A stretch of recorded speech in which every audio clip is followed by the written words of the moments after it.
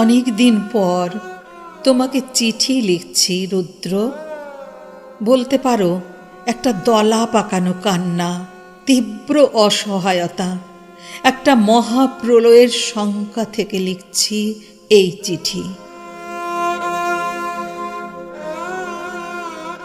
যখনই তিলোত্তমার অন্তিম সময়টা কল্পনা করছি, সারা শরীরে বয়ে যাচ্ছে হিমেল প্রবাহ, শ্বাস বন্ধ হয়ে আসছে। জানি তুমিও ভালো নেই আজ। কি করে ভালো থাকবে বলো? এই নিদারুণ দুঃসময়ে একজন সংবেদনশীল মানুষ কি মানসিকভাবে সুস্থ থাকতে পারে?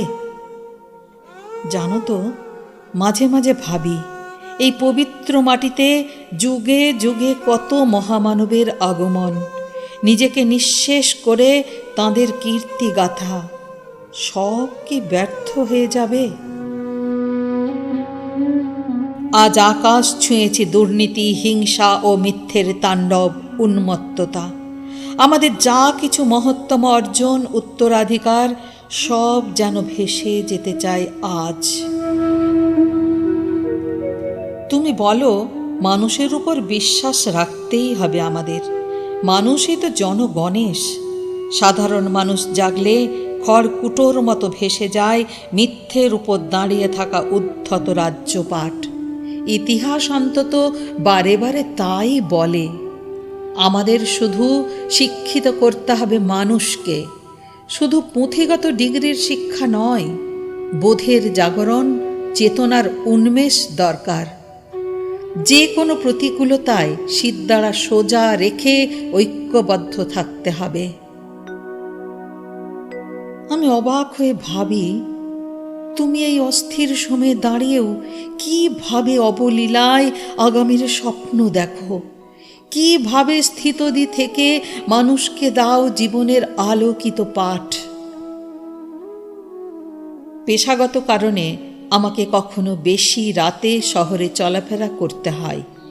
এই নিয়ে চিন্তায় থাকো তুমি, আমি জানি। তোমার পরামর্শে গতকাল আমি ক্যারাটে ক্লাসে ভর্তি হয়েছি। জানি না এতটা বয়সে এসে কতটা আয়ত্ত করতে পারবো, কিন্তু দেখো আমি খুব চেষ্টা করব। আমার ইচ্ছে আমার বাড়ির লাগোয়া জমিটায় কোর্স শেষ করে একটা যোগা ও ক্যারাটে শিক্ষার প্রতিষ্ঠান করার, যেখানে ছেলেমেয়েরা ছোট থেকেই আত্মরক্ষার কৌশল আয়ত্ত করতে পারবে।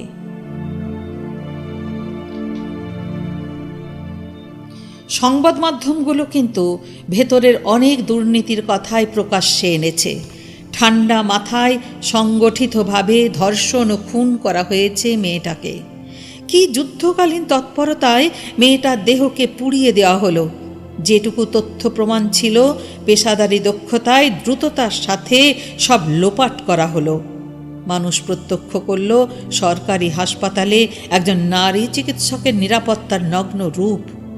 ওকে যেভাবে তিলে তিলে নির্যাতন করে হত্যা করেছে দুর্বৃত্তের দল, তা মধ্যযুগের যে কোনো পাশবিকতাকেও হার মানায়।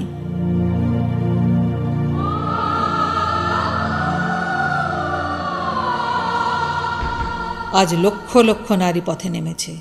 দেশ ও বিদেশের বিবেকমান মানুষ প্রবল ঘৃণায় গর্জে উঠেছে। সহস্র ধারায় চলছে সেই আন্দোলন, উই ওয়ান্ট জাস্টিস।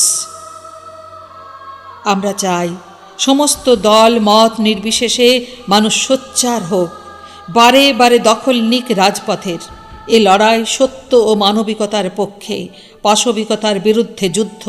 প্রকৃতি ও পুরুষ মিলিত প্রত্যয়ে জেগে উঠেছে আজ। আমি নিশ্চিত সমস্ত অন্ধকারে সরিয়ে আসবে নতুন ভোর।